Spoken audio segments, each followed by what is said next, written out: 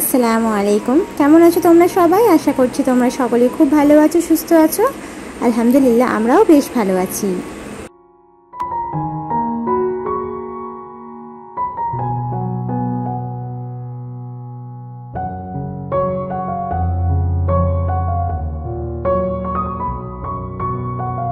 তো সকাল সকাল ঘুম থেকে উঠেই ব্রেকফাস্ট রেডি করার পাশাপাশি বাসির কাজকর্মগুলো আমি সেরে ফেলেছি। তারপর চলে এসেছি কাঠের উনানটা লেপা দিতে। কালকের হঠাৎ করে সন্ধ্যা নাগাদ ঝড় বৃষ্টি শুরু হয়। আমি মনে করেছিলাম হয়তো খুব জোর বৃষ্টি হবে, যে কারণে আমি এখানে চুলাটা তাড়াহুড়ো করে ঢাকা দিতে গিয়ে ভেঙে ফেলেছি। মানে শখের জিনিস ভেঙে গেলে যে কতটা পরিমাণে কষ্ট লাগে সেটা তো আর বলে বোঝানোর নয়। তো এই চুলাটা কিন্তু আমার নিজের হাতেই বানানো। তো ইউটিউব দেখেই আমি চুলাটা বানিয়েছিলাম। ইউটিউবে আমি এরকম ধরনের অনেকগুলো চুলা দেখেছিলাম, দেখার পর আমার বেশ পছন্দ হয়েছিল। আর শাশুড়ি মাও কদিন ধরে বলছিলেন, মানে আগের কথা বলেছিলেন যে একটা চুলা বানাবে সুন্দর করে। হ্যাঁ, তো সেই কারণে আমি বানিয়েছিলাম। আর সেই জিনিসটা কিন্তু ভেঙে গেছে, সামান্যের আগেও দু একবার ভেঙে গেছে, তবে এতটা পরিমাণে ভেঙে যায়নি। আর এবারে অতিরিক্ত ভেঙে গেছে, যেহেতু তাড়াহুড়ো করে না চুলাটা ঢাকা দিতে গিয়ে কি হয়েছে, আর মানে ভেঙে গেছে সাইড দিয়ে পুরো ভেঙে চুরে আর কি, সাইডের যেটা সেটা পুরো বেরিয়ে গেছে। হ্যাঁ, তো তারপরে এত পরিমাণে কষ্ট লাগছিল, তো কী আর করবো, এখন বসেছি সেটাকে ঠিক করতে। তো আমি যেভাবে বেসিক্যালি মাটির উনান হোক বা মাটির উনানের ক্ষেত্রে ঠিক করতে গেলে একটু টাইট হয়ে যাবে ভালোভাবে আর কি, এটা মজবুত হবে। তার জন্য কিন্তু মাটির মধ্যে সম পরিমাণ ভুসি অ্যাড করে নিতে পারো। ভুসি অ্যাড করলে কিন্তু মাটি খুব বেশি টাইট হয়ে যাবে, যে কারণে চুলাটা অনেক বেশি শক্তপোক্ত থাকবে। ভুসি বলতে কাঠের যে ভুসি হয় না, সেই ভুসির কথাই বলছি। তো সেই ভুসি কিন্তু আমি এখানে মাটির সঙ্গে মিক্স করে নিয়েছি, নিয়ে পানি দিয়ে মাটিটাকে খুব ভালোভাবে আগে আর কি ছেনে নিয়েছি। তারপরে এখানে কিন্তু চুলাটাকে যেখানে যেখানে ভেঙে গিয়েছে সেখানে সেখানে দিয়ে চুলাটাকে খুব ভালোভাবে এখন মেরামত করে নেব।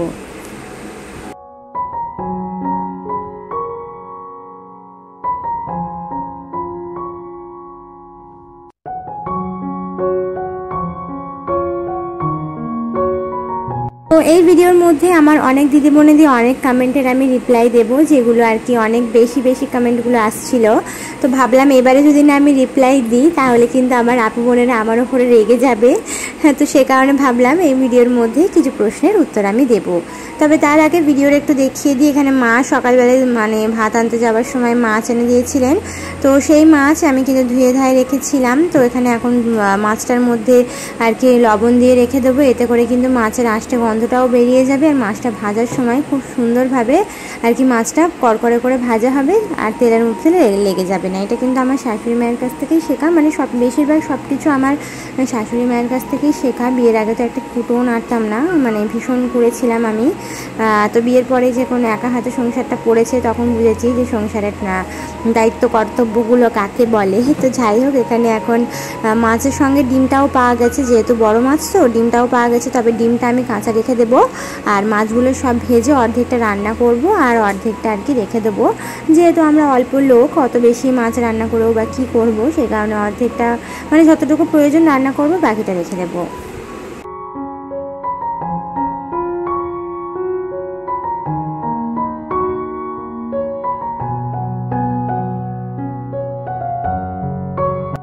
আমার এক দিদিবোনের কমেন্ট ছিল, সুনাইনা খাতুন, উনি আমাকে কমেন্ট করেছেন যে আপু তুমি বকরা ঈদের শপিং করবে না, প্লিজ রিপ্লাই দাও। তো সবথেকে প্রথমে তোমাকে অনেক অনেক ধন্যবাদ, আর তোমার জন্য অনেক ভালোবাসা রইল, তুমি এত সুন্দর একটা কমেন্ট করেছো। তো বকরা ঈদের ব্লগ মানে শপিং বলতে গেলে কিছুই করব না, কারণ ঈদের পরেই আমার একটা কাজ হওয়ার আছে, আমার রান্নাঘরটা হওয়ার আছে, যে কারণে আমি একদমই টাকা একদম নষ্ট করব না। মানে 500 টাকাও যদি আমার মনে হয় নষ্ট করি, সেই টাকাটা যদি আমি রান্নাঘরের পেছনে লাগাই তাহলে আমার বোধহয় বেশি লাভ। তো শপিং কেনাকাটা এগুলো তো পরেও হবে, তবে এই জিনিসটা আমার খুব শখ, স্বপ্ন যেটা বলতে পারো। আমার রান্নাঘর, মানে প্রতিটা মেয়েরই রান্নাঘর সাজানো বা ঘর দোর সংসার সাজানো কিন্তু একটা স্বপ্নের মতো, সেটা আমারও। তো এই রান্নাঘরটা নিয়ে আমি অনেক স্বপ্নে আছি। তো ঈদ পরে কিন্তু সেই কাজটা শুরু হবে, 2-3 দিন পর থেকেই সেটার ব্লগ তো অবশ্যই তোমরা দেখতে পাবে। তো সে কারণে ঈদেতে আর কিছুই কেনাকাটা করবো না দিদিভাই, সে কারণে হয়তো শপিং ব্লগ তোমরা দেখতে পাবে না।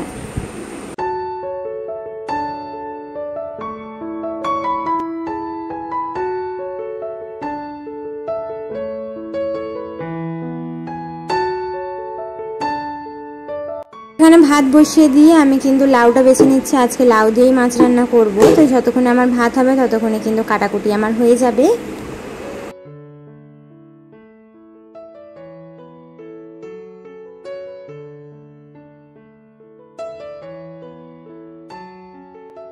আমার আরেক দিদিমণির প্রশ্ন ছিল, যার নাম হচ্ছে শিরিন মোহাম্মদ কুকিং চ্যানেল।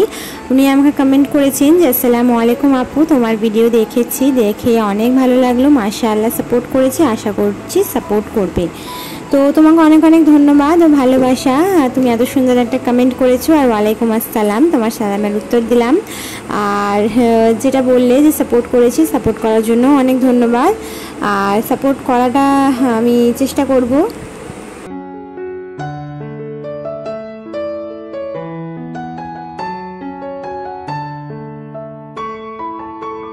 এবার যে দিদি বোনের কমেন্ট করতে যাচ্ছি, উনি আমার প্রত্যেকটা ভিডিওতে কমেন্ট করে। ইনফ্যাক্ট আমি দুদিন ব্লগ দিইনি বলেও উনি কমেন্ট করেছিলেন যে ব্লগ ভিডিও দাওনি কেন।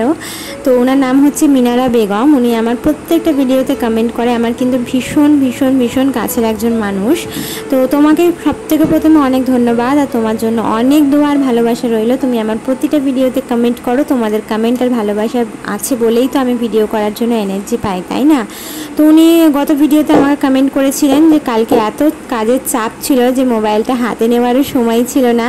কালকে যেহেতু রবিবার ছিল, তাই আজকের দুটো ভিডিও একসাথে দেখে নিলাম দিদি ভাই।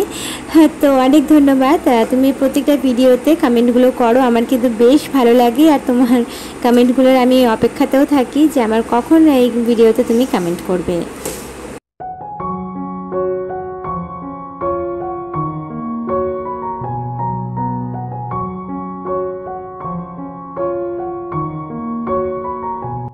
ভাত বসিয়ে সবজিগুলো কাটাকুটি করলাম, ভাতটা হতে একটু বাকি ছিল, তো মেয়েকে গোসল করে খাইয়ে ঘুম পাড়িয়ে দিলাম, নাহলে রান্নাবান্না করতে অনেক দেরি হয়ে যাবে। তো ওকে কিন্তু 12টা সাড়ে 12টা নাগাদই আমি গোসলটা করিয়ে দেওয়ার চেষ্টা করি, না হলে আবার অনেক দেরি হয়ে গেলে আবার হয় না, বাচ্চাদের ব্যাপার তো। হ্যাঁ, তো এখানে আর কি ওকে গোসল করে খাইয়ে ঘুম পাড়িয়ে দিয়ে আমি কিন্তু ঘরের কাজ একটু আগিয়ে রাখছি, ঘরটা ঝাড়ু দিয়ে পুছাপুছিটা কমপ্লিট করে রান্না করতে বসবো।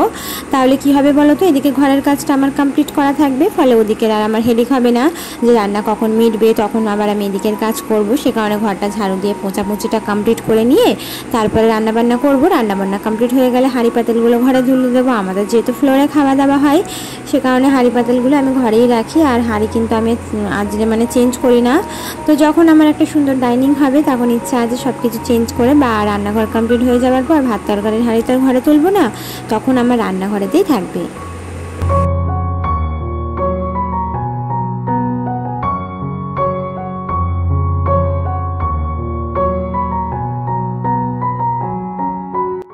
আমার আরেক দিদিবোনের কমেন্ট পড়ছি, শেখ সাদ্দাম, হয়তো এটা ওনার হাজব্যান্ডের অ্যাকাউন্ট, ওনার নামটা তো আমি জানি না।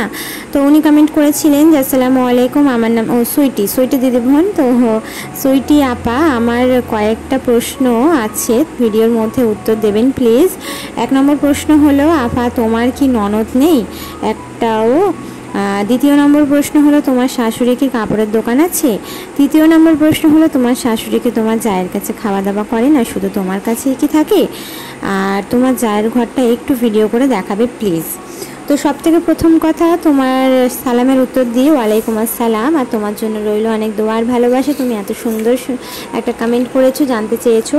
তো সবথেকে প্রথম কথা, তুমি যে প্রথম কমেন্টটা করেছো সেটা হচ্ছে আমার কোনো ননদ আছে কি না। না দিদিভাই, আমার কোনো ননদ নেই, আমরা আমার হাজব্যান্ডের 2 ভাই, আর আমার হাজব্যান্ড হচ্ছেন ছোট, আর আমার একটা বড় জা রয়েছে আর বড় ভাসুর আছে। তো আমার কোনো ননদ নেই, আমার একটাই জা, আর আমি হচ্ছি ছোট। আর দ্বিতীয় নম্বর প্রশ্ন হচ্ছে, আমার শাশুড়ির কাপড়ের দোকান আছে কিনা। তো হ্যাঁ দিদিভাই, আমাদের যে পুরাতন, এটা তো আমাদের নতুন বাড়ি, নতুন করে তৈরি করা। আমাদের যে পুরনো বাড়িটা, সেটাকে কিন্তু এখন আমার শাশুড়ি মা দোকান করে নিয়েছে। তো ওখানে এখন উনি কাপড়ের বিজনেসটা করেন। আর 3 নম্বর প্রশ্ন হলো যে তোমার শাশুড়ি তোমার জায়ের কাছে খাওয়া দাওয়া করে কিনা, শুধু তোমার কাছে খায় কিনা। তো দুঃখিত, সব থেকে প্রথমে এই কমেন্টের উত্তর আমি দিতে পারলাম না, আমাকে ক্ষমা করে দিও। কারণ পারিবারিক কিছু জিনিস আছে যেগুলো সব কিছু পাবলিকালি শেয়ার করা যায় না। আশা করছি ব্যাপারটা তুমি বুঝবে বা বুঝে নেবে, কারণ এই ভিডিওগুলো আমার অনেক কাছের মানুষরাও দেখে, তাই আমি এমন কোনো কথা বলতে চাই না যেগুলোতে তারা আঘাত পায় বা তারা কষ্ট পায়। তো সে কারণে এই প্রশ্নের উত্তরটা আমি দিতে পারলাম না, দুঃখিত। তো আশা করছি তুমি বুঝে নেবে যে কেন বলতে চাইলাম না, কারণ এটা পারিবারিক প্রশ্ন, তো তাই আমি চাইলাম না যে পারিবারিক কোনো প্রশ্ন আমি উত্তর দিই। হ্যাঁ, তো যাই হোক, এটুকুই বলার ছিল।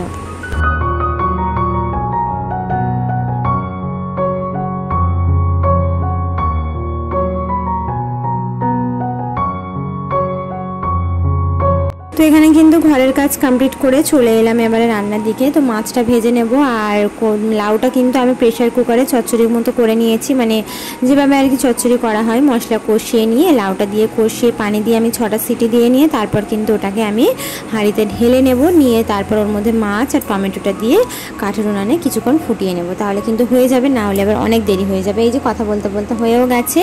তো এখানে ওপর থেকে এবার টমেটো আর মাছগুলো দিয়ে খুব ভালোভাবে 4-5 মিনিট ধরে ফুটিয়ে নিলে কিন্তু আমার রান্না হয়ে যাবে, না হলে অনেক দেরি হতো, আর লাউ সিদ্ধ হতে তো সময় লাগে, তাই প্রেশার কুকারে দিতে কিন্তু ঝট করে আমার রান্নাটা হয়ে গেছে।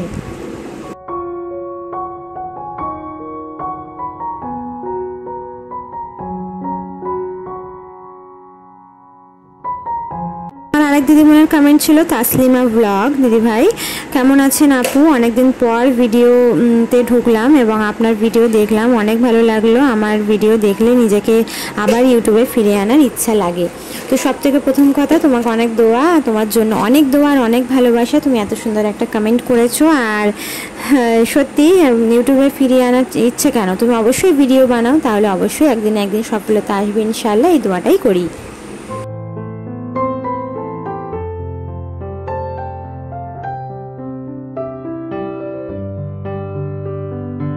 আমাদের সাথে কথা বলতে বলতে রান্নাবান্না একেবারে কমপ্লিট করে ফেললাম। রান্নাবান্না কমপ্লিট করে তারপরে কিছু জামা কাপড় ছিল, সেগুলোকে কাচাকুচি করে গোসল করে একেবারে খাওয়া দাওয়া করতে বসে পড়েছি। তো এখানে শাক ভাজাটা ছিল, শাক ভাজাটা মাকে একজনে দিয়েছিলেন, তো মা আসার পথে নিয়ে এসছেন, তাগাদায় বেরিয়েছিলেন। তো এখানে শাক ভাজা, এটা কিন্তু কলমি শাক, আর সেই সাথে এই যে তরকারি, তো এটা দিয়ে দুপুরের খাওয়া দাওয়া করলাম। আর এই বলে আজকে বিদায় নিচ্ছি। আশা করছি পরবর্তী ভিডিও পর্যন্ত তোমরা সবাই সুস্থ থাকবে, ভালো থাকবে। আল্লাহ হাফিজ, আসসালামু আলাইকুম।